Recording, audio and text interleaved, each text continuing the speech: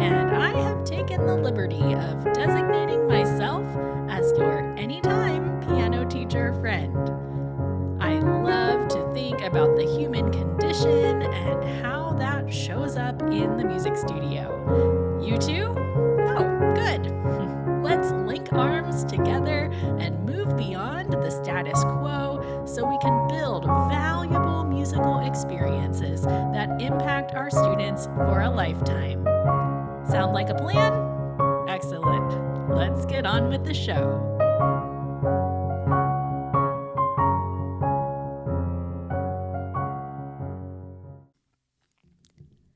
Here's something you may or may not know. Every week for the past 2 years, I have been sending a thoughtful email to teachers on my email list. It started out kind of freeform, and then it morphed into something I was calling One Thought Thursdays. And I recently, in January, rebranded the e-letter to what I now call Piano Teacher Confessions.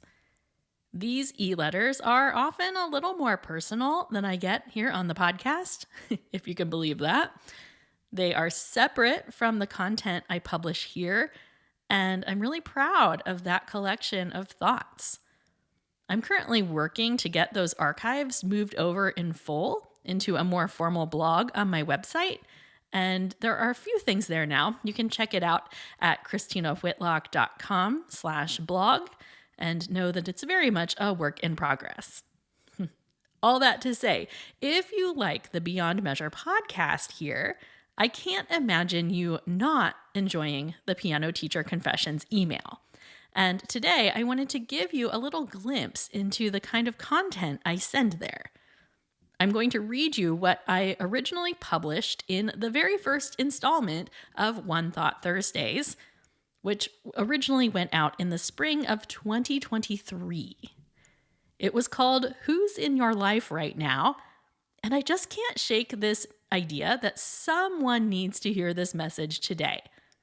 I do have some additional thoughts on this topic, which I will share after I finish reading you the original e-letter. In short, I think it's really important to remember the people in our teacher lives will not always be here. One of the loveliest things about piano teacher life is getting to watch our students grow up year after year. But at the same time, the very nature of our work does include a lot of goodbyes. Some are welcome, others are not. But as the craziness of spring is starting to ramp up, I'd love to offer a moment for you to simply appreciate the students who are part of your life right now. So, let's get on with it. I give you the first ever installment of One Thought Thursdays, my e-letter to my teacher friends. As you look around your studio this final stretch of the school year, take a moment to appreciate who is there. Let's face it, a lot of teachers shift into coasting mode this time of year. I know my best efforts in May are very different than my best efforts in September.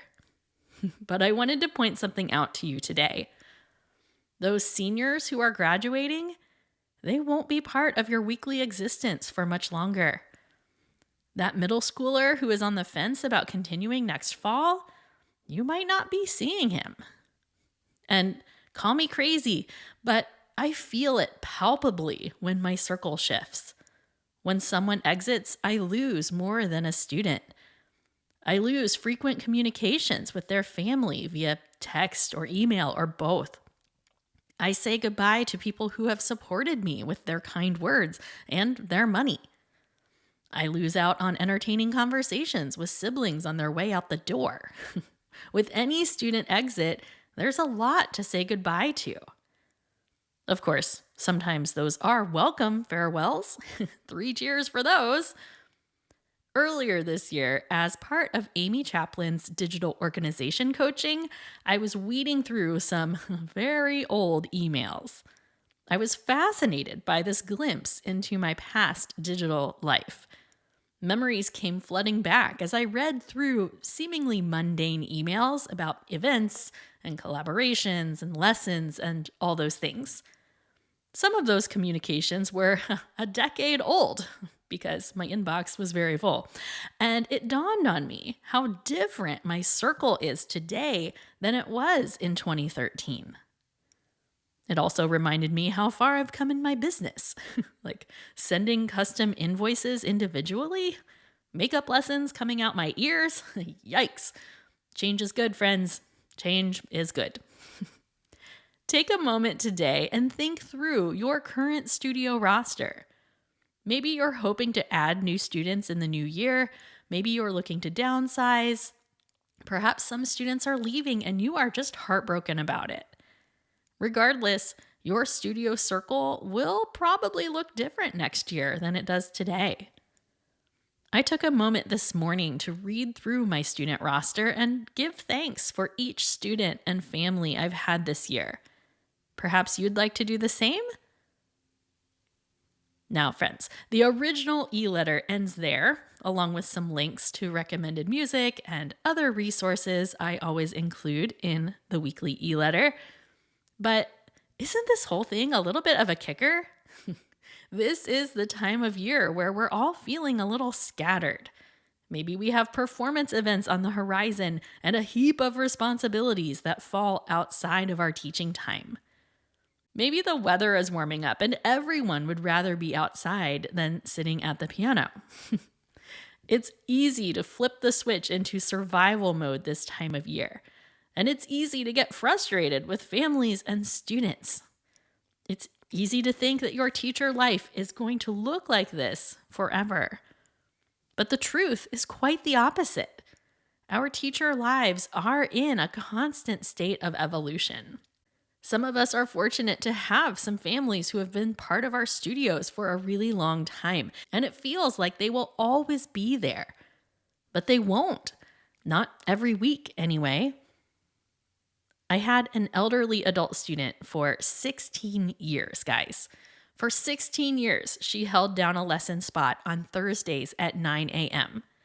She swore she would take lessons until she died, and she did precisely that, leaving us on Thanksgiving Day of 2023. There is someone who I lived a lot of life with, friends. She met me when I was a newlywed, and through our time together, I became a mom twice. I lost my dad, she lost her mom, and then her husband. I moved, she moved. Her family felt like my family and vice versa. It really felt like she would be my student forever. But of course, that's not the reality of teacher life. Thankfully, it's not typically death that parts us from our students. But I think learning to deal with saying goodbye to our students, even those who just want to go play more volleyball, or those who move away, or those whose financial priorities change.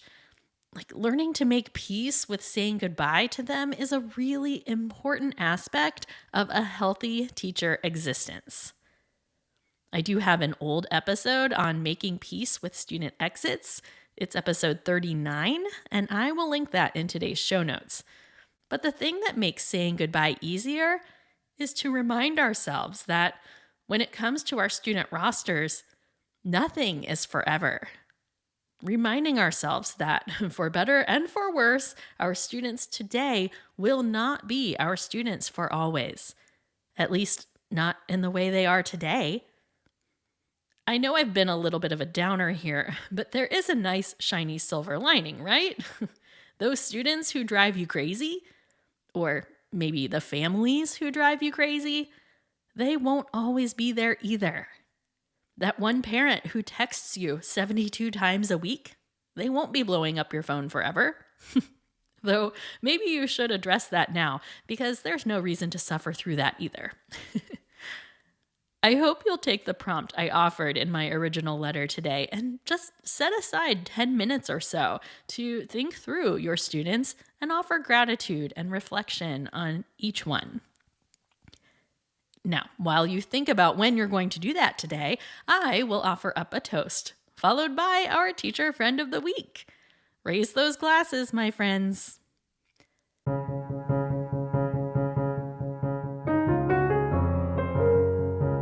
Studio teacher friends from all around the world. Today, we give thanks for the students in our lives today, here and now. We recommit to giving them the best experience we have to offer, and we acknowledge the fact that students don't remain students forever. May we all continue to prioritize student relationships, even when we know the pain of saying goodbye is always looming ahead. They say it's better to have loved and lost than to have never loved at all, right? The same goes for student connections.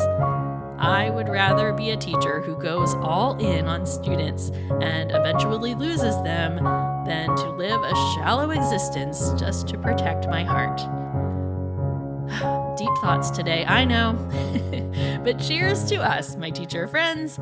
Sometimes this stuff is just hard. Hear, hear. Okay, here's something fun. It's time for the Teacher Friend of the Week. As we speak, lots of our colleagues are coming home after a fantastic gathering at the MTNA National Conference in Minneapolis. I was not there. I'm a little mopey about it, but I wanted to give a shout out to teacher friend and Patreon supporter Sarah Boyd. Sarah Boyd was at MTNA this week, and I was living vicariously through all of her Instagram posts. Sarah is a force of nature in all the best ways, and she is always up for helping spread her love for music learning theory. Sarah is a terrific part of the Super Friends community, and I am thrilled to honor her today as Teacher Friend of the Week. If you would like to support the work I do for just a few dollars a month and gain new teacher connections and inspiration in the process, head to christinawhitlock.com/support and get yourself signed up for the Super Friends community, okay? I will be back in your ears next week with more solidarity, friends. Onward and upward as we enjoy those students on our rosters today.